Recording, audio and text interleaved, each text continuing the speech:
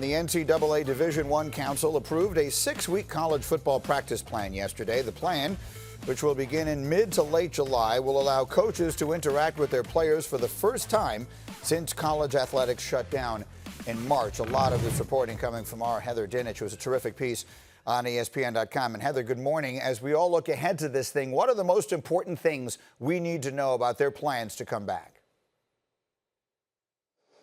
Well, the biggest change this summer to the practice schedule is a 2-week period that's leading up to your typical 4-week preseason camp.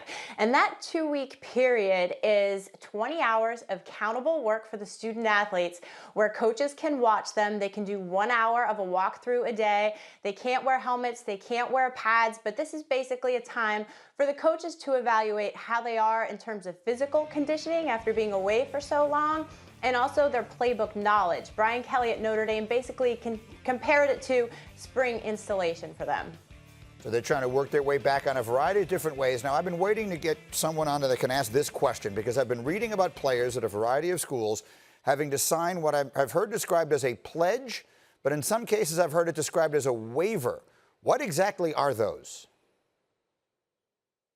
Ohio State Athletic Director Gene Smith told me it is a pledge because he said it's not considered in their eyes to be a legal document. He said the purpose of it is educational. And what they mean by that, Greenie, at Ohio State, where everybody, all the players, sign this pledge, is because when they leave the athletic facilities, athletic directors, not just at Ohio State, but everywhere across the country, are concerned about student athletes continuing to follow CDC guidelines. At Ohio State, this is a pledge where they say, look, you sign your name, you promise that when you leave our athletic facilities, you are going to continue to social distance, to wear a mask, so that if one of our administrators sees you not following the rules, we can call you out on it. Say, look, you promised to do this, and if you don't, there could be consequences. And I guess what I'm asking here is, how about the other side of that? How about the liability piece? Are players signing away and signing these pledges their right to bring some sort of action against the school or anything else in the event that they should eventually get the coronavirus? Well, Gene Smith told me that they are not waiving their rights to anything. He did say that. He said they're not waiving the right to challenge anything. And I'm not a lawyer by any stretch of the imagination, but I will say that I think everybody is concerned about liability. Jack Swarbrick at Notre Dame is concerned about liability. It's an issue, right? Especially when you're talking about some athletes that have the potential to make millions of dollars in the NFL. Should they get sick, what happens? So I don't think that these are the papers that can protect schools. Again, I'm not a lawyer, but Gene Smith told me that by signing it, they're not waiving their right to challenge something. That feels really important, and we'll stay on top of that. One more thing for you. We've been hearing about players testing positive. It's happening, and obviously it's inevitable. In the event they need to make some difficult decisions about cutting short the season, changing the schedule, moving things around, who does that? Who makes those decisions? Well, I think it starts, just like we're seeing right now, state by state with government officials and local health officials. But I also do think that we see sort of a domino effect that we did during the NCAA basketball tournament and those conference tournaments where one commissioner says, okay, we got to stop this, and then the others follow. But I also think, that being said, having talked to some people about what if a team or two in a conference can't play, I think those leagues push through. Now, that's depending on maybe who those teams are, right? If Clemson and Ohio State can't play in the Big Ten and they're in playoff position, does that change the picture? Maybe it does. It's a hard question to answer right now.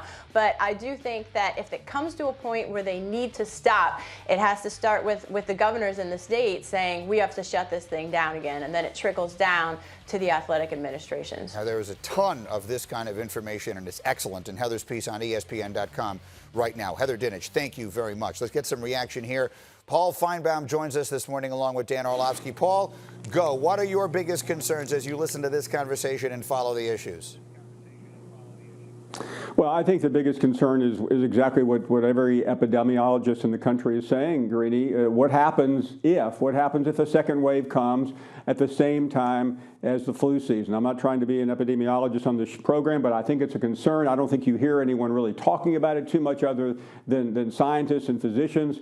But the two collide in late October, and I think it raises a lot of questions. One more thing on what Heather was talking about.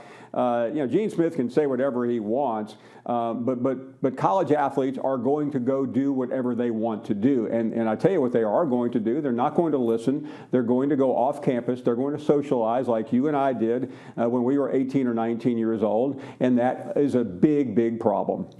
No question about it. There's a lot to unpack there. What did you think of the idea of these waivers / pledges / how much concern should the cynical among us have about what it is the players are actually signing and what they're agreeing to? I think they're absolutely laughable, Greeny. Do these players really understand what they're signing? And I love Gene Smith deciding to be the Judge Judy of college athletics, saying, "Oh, we're not going to hold it against you." Oh, yeah, try that when you go to court. I mean, that's an absurd statement by him and every other athletic director trying to pull this over. Unless these young men are sitting there with an attorney going over the liability, then it's a crock. Dan, what do you think? I agree with Paul. First of all, Gene Smith goes, well, if the player chooses or the player is seen that he's not following social distance guidelines, there's consequences. Well, what are those consequences? Do I lose my scholarship? Do I get kicked off the team? Also, are these teams now going to have to, or are these players and their families, are they going to have to hire lawyers to make sure that they're protected? Because if I'm a player and I get the coronavirus, does that now give the team and the school the opportunity to go on a witch hunt to try to find or prove the way that I did contract? What happens if I do follow social distance guidelines and I still is the team going to take my words that I did that, or are they going to go on a witch hunt to try to prove that I did something wrong according to this pledge that they forced me to sign?